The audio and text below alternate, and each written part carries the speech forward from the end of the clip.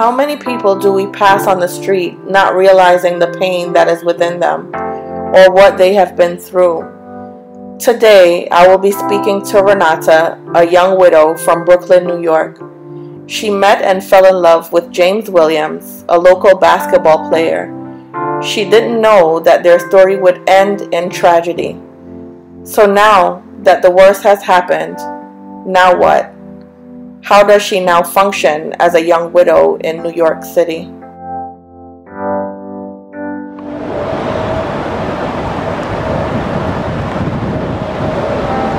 Okay, so who was James Sticks Williams? Wow. To me, James Sticks Williams was father, my best friend, husband. He was everyone's confidant, funny, comedian, bigger than life. He was a lot of things to a lot of different people. How long were you and James together? We were together for 8 years and married 1 year. What got you interested in him? Oh, wow. Well, when we first met, I actually thought he was a little bit too cocky and a little obnoxious, and I wasn't really attracted to that type of guy. So we exchanged numbers, but I ended up basically dodging him for months. And he was very persistent, I might say. I think he liked the chase. So I think it was his persistence, and then once I got to know him, his personality, very funny, charismatic, just a lovely guy. So tell me about James' love of basketball. Oh, I think it's beyond love. I think it was him. It was part of him. Who he was. Sometimes we would discuss, is he ever going to stop, or maybe limit the amount of games he played, as far as to have more time doing family things or other things, and that just was not in his vocabulary, stopping at all. He told me he loved it and he'll never stop. Did that bother you? His relationship with basketball? Yeah, somewhat. At first, when we first got together, I tried to attend as many games as possible, but he was just in way too many tournaments. So it became a time when basically the kids were out late and I was out late. We'll have to get up and work to school in the morning. So I had to limit it. So it just became and I love the fact that he loved it. But then again, it took him away from me as far as time with the family. What league did he play in? He actually played in the Central League, APBL. It's a Brooklyn team. He traveled around to Maryland, Philadelphia, not too far. A lot of games. Games are mostly during the weekends or at night, so for people that actually work, they are able to participate in the league freely. And that was the only league?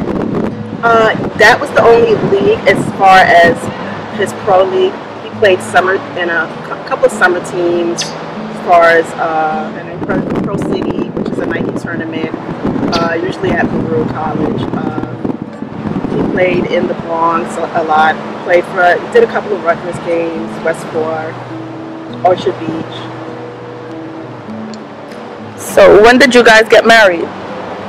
We got married March 20th, 2013. Yeah? Yes. Very, very funny story, actually. I, unbeknownst to me, realized that him and one of my friends were conspiring, and I know my birthday was approaching, so I thought it was basically going to be like a birthday gift, maybe a trip away, something different. He loved to surprise me, even though I hate surprises, but he did it anyway. Come to find out, he was planning an ambush wedding. So what an ambush wedding is when the groom and said bridesmaids or future bridesmaids or friends get together and plan a wedding without the bride's knowledge. So he got my family and friends together, and they started decorations, cake. I had no idea what was going on until maybe about 2 weeks before the wedding. I just realized, I was just like, you know what, I can't take it. I know something's going on. You guys got to tell me. And my best friend kind of was just like, look, I need your help. There's a lot of things going on, and I'm going to need you to tell me, what direction you want to go in. So once I caught wind of what was going on, I let him know that we're going to have to change the date because I don't want to get married on my birthday. I want to keep those kind of days special, and I just think when we get married, it should be a day that we both could just cherish without it being on a holiday or any one of our birthdays. So I changed the date to the first day of spring. I just thought that meant, you know, it was beautiful. It was a new beginning. It just meant a lot to me to do it on the first day of spring. He agreed, and we went from there with the plan together. How would you describe you and James' relationship? Oh, wow. Me and James' relationship. I would say, you know, for us to be together so long, we definitely knew each other, but then it was a lot of up and downs as in any relationship. So I would just say it definitely is hard. As in any relationship, you definitely have to work on it. So we found ourselves constantly working at it. And I mean, for the most part, it was great. We had a lot of love for each other. What was his cause of death? His cause of death. James had heart surgery in his early college years. And unfortunately, his heart was never at full capacity and functioning at 100% as a normal 34-year-old. So him playing basketball and working and being stressed, having a family, having so much to deal with, kind of wore his heart, and his heart just gave out. How did you hear about his death? I was actually at home, and he was gonna attend. I was supposed to attend the game with him. We actually had an argument that day, so I ended up not going. And I noticed that I received a missed call from him. So when I tried to call him back, I couldn't get him. So I just figured maybe he's trying to call me before the game to say hello, or to apologize, or So I was just like, all right, I guess he'll try to call me after the game. But maybe I would say about a few minutes later, my house phone started ringing, my cell phone started ringing. I just kept getting text messages, and I kept trying to pick up the phone, and for some reason everyone's call kept dropping. So I don't know if there were just too many people trying to contact me at once. But eventually my brother-in-law got to me and told me that I need to get dressed, and he's going to come get me, and we're going to go to the city, that James is actually rushed to the hospital and passed out during his game. I was a little nervous at first, but this had happened maybe about a year prior, and he was playing and passed out due to heat exhaustion, and he was let out maybe a couple hours. They kept him actually overnight for observation and let him out the next day, so I assumed it probably was under the same kind of circumstances. So I was a little worried, but not, overly worried. So when we actually got to the hospital, the doctor and social worker were kind of waiting for me to speak to me, and there was about a waiting room full of people who were at the tournament at the time, just waiting to hear what was going on, and they were waiting to speak to his next of kin. I was actually with his cousin, so they brought us into a room, sat us down, and let us know that they tried their best to revive him during the game, and the ambulance on the way to the game, and unfortunately he just never regained consciousness.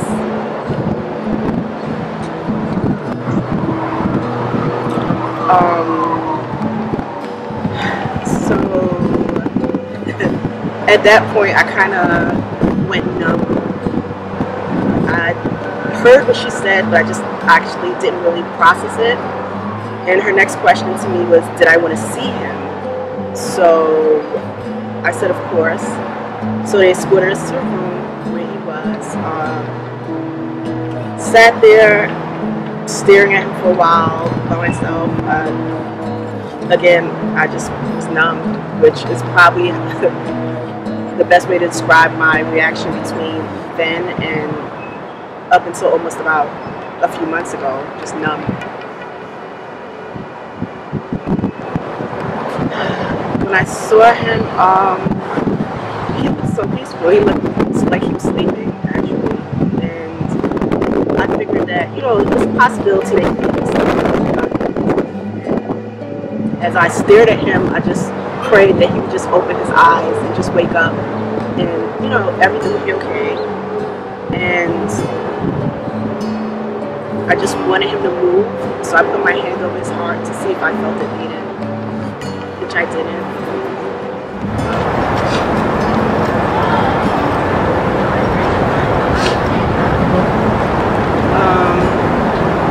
So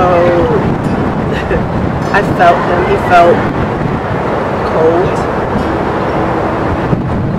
Never been so close to anyone, a dead body before. But it just, to me, I couldn't even think that way. I just knew that this was my husband, and that I've loved with everything in me for the past 8 years. And he just laid motionless, and I just felt helpless and numb. That's how to describe it. Okay. Have you been able to? Can you talk about the funeral? The funeral was, I would say it was just the difficult process as far as the first time I've ever had to make another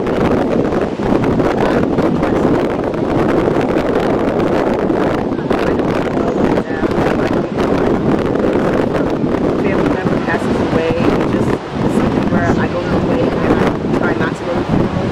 So it's for me having to be in the forefront and actually having to plan it and sit down and figuring details as far as what is he going to wear, am I going to do an open casket, who's going to see, what they're going to say, what am I going to write in a obituary. It definitely was a lot and very overwhelming. But thank God for my family members, my close friends, his family members who, the day after he passed away, they were there every day cooking, making sure I ate, making sure I drank something, making sure I got up and went out and went on whatever errands I needed so I could start planning the funeral and visiting funeral homes with me. I could say for that entire time I was never alone, not even once. Have you been able to process his death? At times I feel like I do process it, as far as I know that he's no longer here and that I will never see him again, but I think that's just like a probably coping mechanism. I tell myself to try to get through things, but honestly, I don't think I've processed it. How are your children coping? Kids are very resilient, and I mean, I have to tell people anytime they ask about them, I say that basically they're doing better than me. And even though they're young, they do understand that they're not going to see him again. And it's hurtful and sad because I know the extent of how that feels, but I don't think they truly understand. Like, he's not going to be around to walk around the aisle. He's not going to be around for graduating high school, grandkids, and things like that. So to me, I feel that, and I carry that with me for them.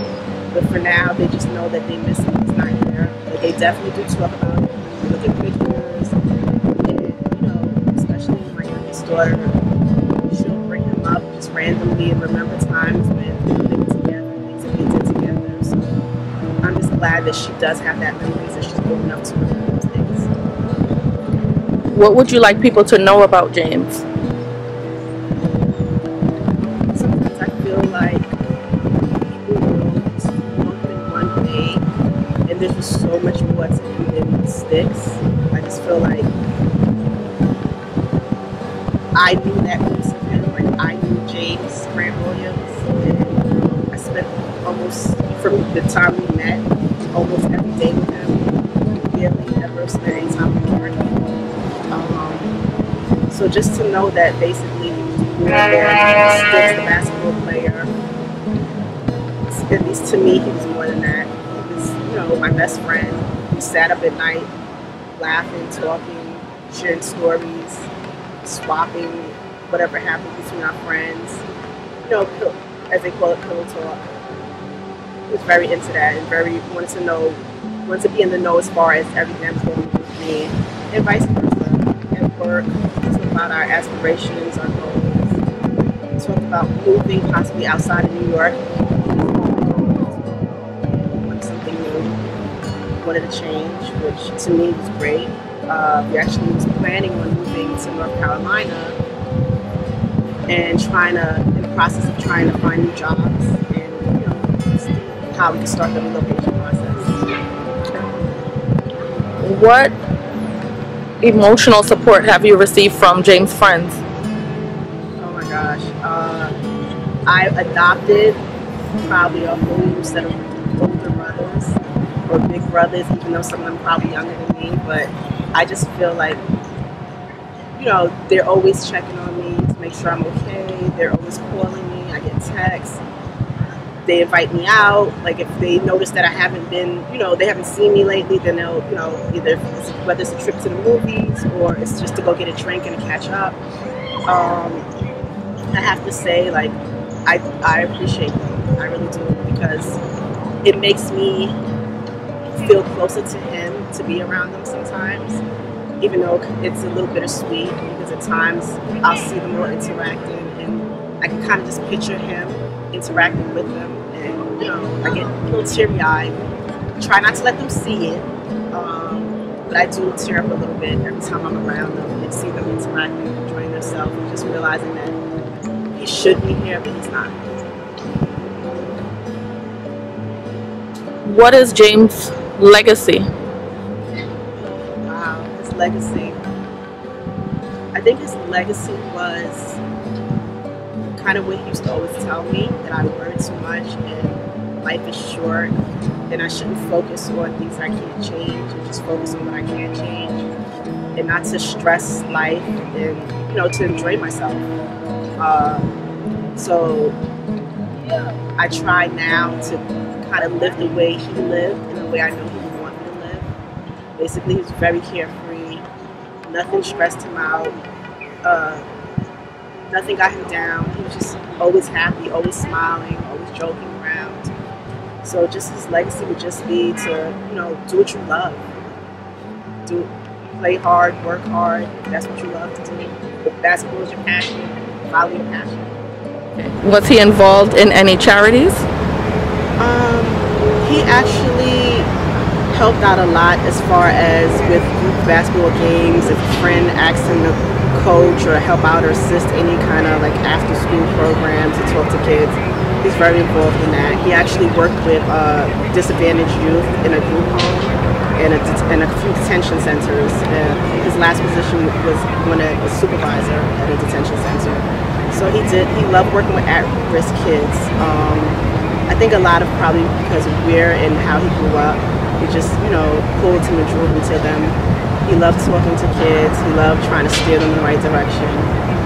So I think his passion was helping kids and just making sure that they stay on the right path and find a passion to follow. How will I move on? I think I pulled the path. For me, moving on would be just probably getting myself back out in the dating pool. I've gone on a couple of dates, but part of me still just feels like it's just so much to start over at this point. And this point in my life is hard, as far as I just feel like a lot of guys my age are either already married, or the ones that are my age and single are in their second leap or second leg of life, starting over. So either recently divorced, or maybe in my situation, widowed, or separated from a long-term boyfriend, girlfriend actually. So it's hard sometimes to find like quality people to date. So I'm kind of just trying to find new ways to meet people and trying to put myself out there. Okay, how would you describe being a young widow in New York City? And do you feel like anyone can relate to you as a young widow? It's hard to find people to relate to me, because I just feel like my situation is unique. As far as, most people, your husband or, your significant other, they don't pass away within, a year of marriage, or, while your kids are still young. It's usually old age, but so it's kind of hard for me to find people to relate to me. But as far as my circumstance of being single, I definitely, I have a lot of friends that are my age that are single, which is definitely tough. Finding quality in it, quantity is there, but basically not a lot of single guys or truly single guys in a sense, more guys that are single almost single, not quite single, but they're sure dating. So it's just hard to kind of like decipher through which ones are actually genuine and which ones are serious and looking for something, and which ones kind of just want to play around. Can you tell me about your blog and what inspired you to start a blog? I actually started a blog, I would say maybe about 2 or 3 years ago, maybe actually 3 or 4 years ago. I wrote a couple of posts, mostly about just relationships and circumstances that some of my friends were going through. More of like a conversational tone, funny yet kind of informative, to let people know that there are different sides to every story, and just like everything is just not black and white. There's definitely some gray areas in relationships, and just to be a little bit open-minded. And I kind of love discussing my friends and the things that we talk about, because I just believe I have so many interesting friends, and I've honestly been through a lot in life. So being able to transform that into words in like mini blogs and mini stories kind of basically is my passion. Do you feel like you are still in the grieving process? Oh, absolutely.